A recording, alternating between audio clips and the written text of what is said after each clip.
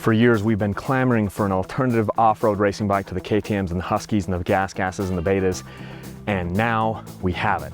It's the YZ250X. Remember when you were a kid and you got like the most awesome toy ever, and all you could think about day and night was that toy and how much you wanted to play with that thing?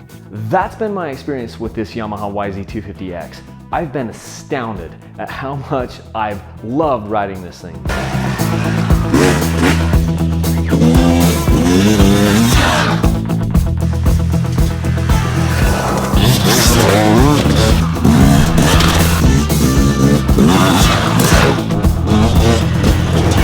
The thing about the YZ250X is that it just inspires so much confidence, and it's so dang fun to ride.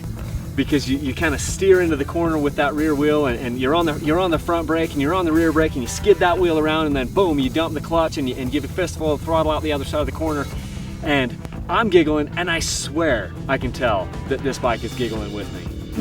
Anytime that you get a bike and it makes you really excited to go out and ride it, you know that's a very good thing. This thing is so light and so playful and so agile that it just makes you want to go faster. And I was just at one with the machine. And isn't that what we're always looking for? Is a bike that can make us forget everything else, and it's just you and the motorcycle becoming one and melding in together and just attacking the trail and just conquering it. There have been times when I've been on this bike and I have felt as comfortable on this bike as I have on any bike.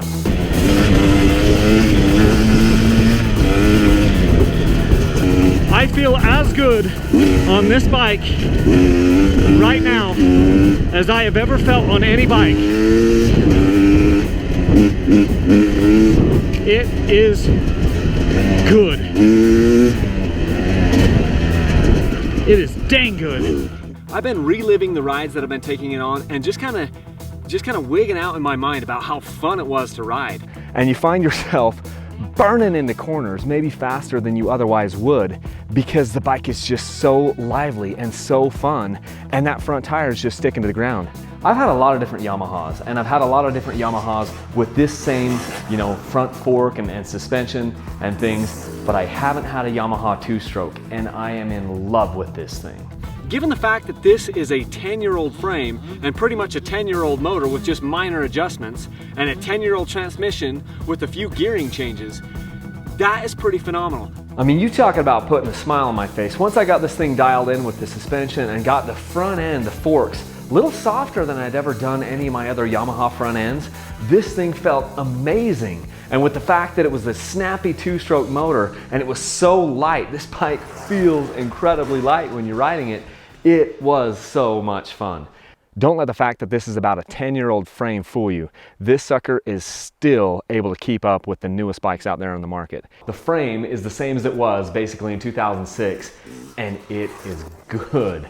The forks are the same as they were. I mean, they might have put a little bit different valving in the forks to make them a little bit more compliant for off-road. That's what we've been told. But man, they are good. It's the same Kickstarter. They did do a little bit different pipe, so they did a couple of things. They kind of made their pipe a little bit more tucked up into the bike so that you don't bash it down up in here. It still doesn't help for hitting stuff on the side, as you can see. They went ahead, they left the same transmission in it. They just changed the gearing a little bit. So they left first gear and second gear the same, and it's a little bit tall. But third gear, they made it a little bit closer to second gear. That's one of the things that they did. So they shortened the gap between second gear and third gear to make third gear more usable, and it is really, really good in third gear. And then in fourth gear, they lengthened that out a bit, and then fifth gear, they lengthened that out even more. And so that gets you your cross-country gearing. And I don't have any problem with the gearing.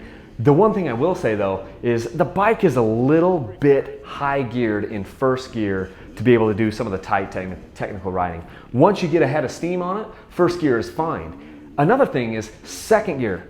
Second gear is a bit tall for some of the really, really technical stuff that I like to do because you're so high geared and you have to move so fast, and it doesn't have a ton of bottom end on this bike. Having said that though, once you do get a head of steam on it, it is phenomenal. And you find yourself burning into corners, maybe faster than you otherwise would, because the bike is just so lively and so fun, and that front tire is just sticking to the ground. I love it.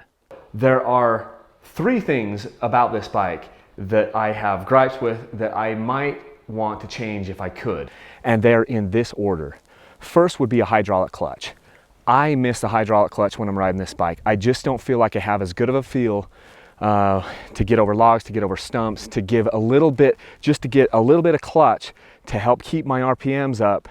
I find that I just don't have the feel that I do on the hydraulic clutches. So that's number one. When I was trying to get over logs and get over tricky sections and give myself, you know, a little, just give a little stab of clutch to try to pick up some RPMs, what would end up happening is I would pull the clutch just a little bit and I would get so much more clutch than I wanted that I would take the momentum out of my wheel. And then I would try to ease up off that clutch just a little bit, and the power would come back to the wheel so fast that I would end up wheeling and almost bucking myself off the bike.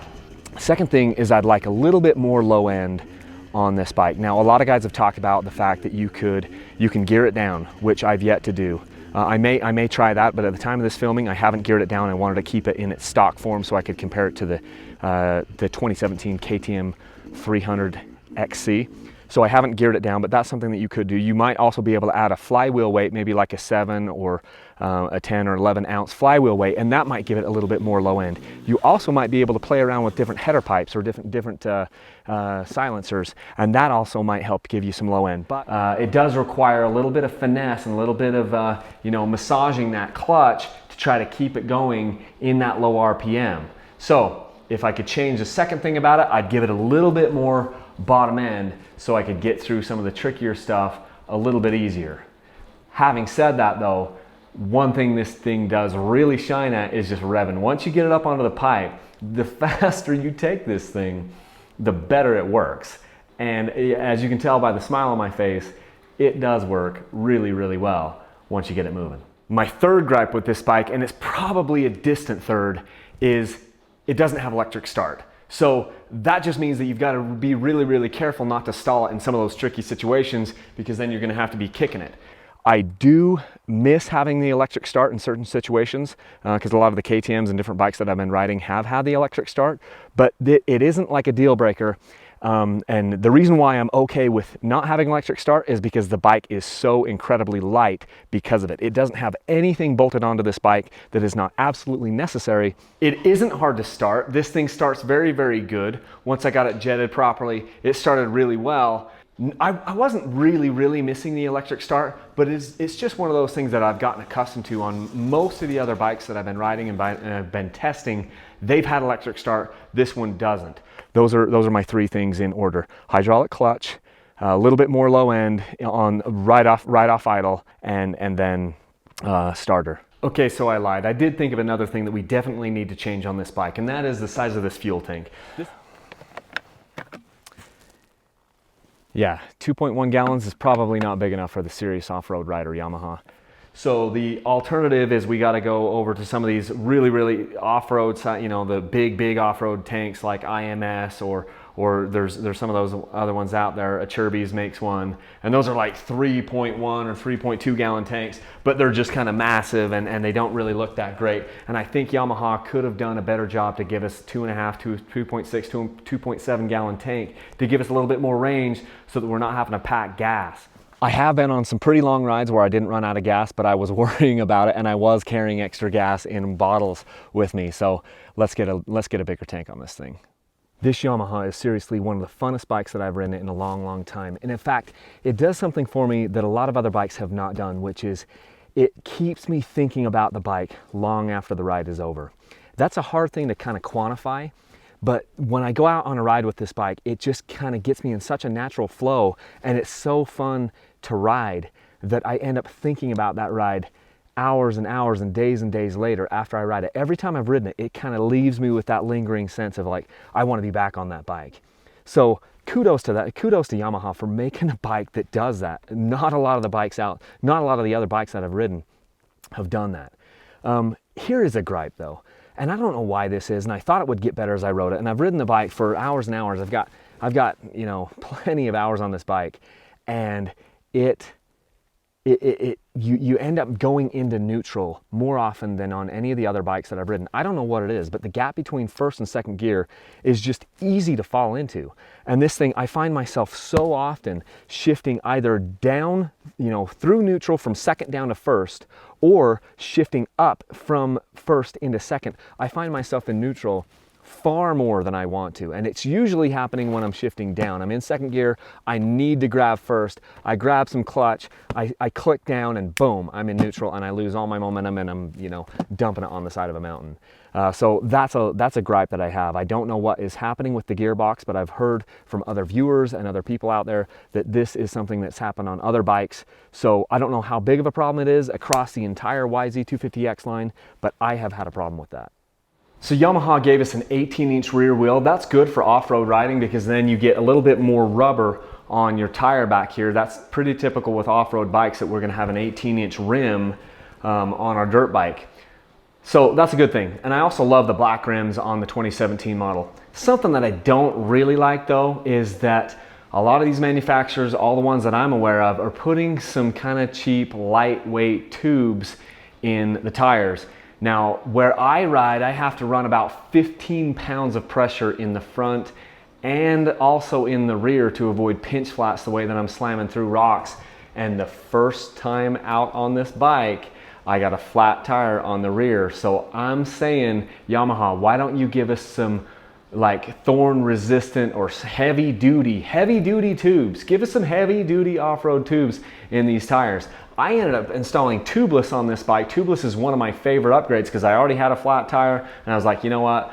I love this bike so much, I'm gonna do some upgrades to it. And one of the things that I did, or at this point, the only thing I've done to this bike is tubeless. And I love tubeless. But I understand they're not gonna put tubeless on the bikes from the factory. So just give us an off-road heavy duty style tube in these things so they'll last a little bit longer. The first thing I did when I got the bike is I went through and I checked the suspension and tried to see where my rebound and my compression was and set everything right in the middle. And I went out and I rode that, and it was decent, but then immediately I started to soften up the fork. And the more I softened up the fork, the better it got and the more I liked it.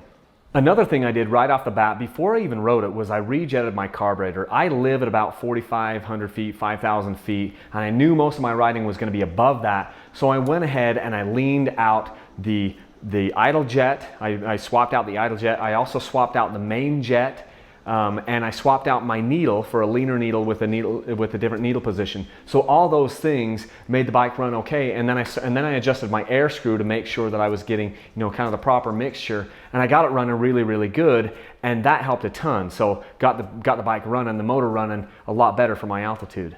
I put on a skid plate right away because it doesn't come with one. Yamaha, where is my stock factory installed skid plate on this bike? I want all bike manufacturers to start, if they're gonna sell us an off-road racing bike for thousands and thousands and thousands of dollars, they ought to at least put on a skid plate stock from the factory because all of us are gonna need that anyway. I know you guys wanna make extra money on accessories. Put it on their stock, even charge us for it, but I don't wanna have to go out there and find a skid plate somewhere and have to stick it on my bike after I buy it. It would just be nice if it came with that because everyone's gonna need it anyway, right? We good? And I also put on an hour meter. I love having an hour meter on my bikes. These bikes don't come stock with hour meters. Some of the bikes out there do. I wish all bikes came stock with an hour meter because that way it's a lot easier to track your maintenance and things like that and stay on schedule with the different things that you're supposed to be doing to maintain your dirt bike. So put an hour meter on. That's one of the things I did right away when I got this sucker. I also made sure that I set my sag. On this bike, I set the sag to about 105 millimeters.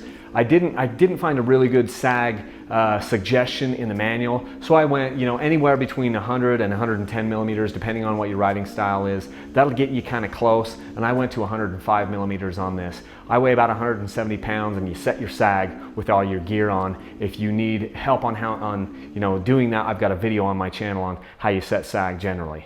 About the only other gripe that I have is Yamaha should have given us some decent off-road handguards. I mean, I had to put these Cycler Pro Bend CRM full wrap handguards on this bike because it didn't have anything, and I honestly think that you do need some sort of a handguard if you're going to have an off-road bike.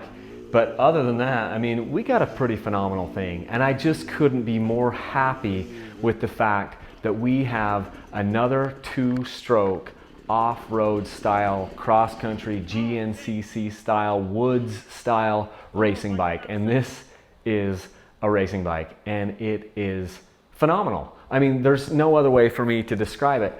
I love this thing, and I love that Yamaha did it, and I hope that the other manufacturers follow suit and do it. I know everybody else has basically gotten on board after KTM and Husky were cleaning up in this off-road market. Everyone else has their 4-stroke version. Yamaha has the FX version of these bikes, which we've talked about on the channel before, and we've reviewed some.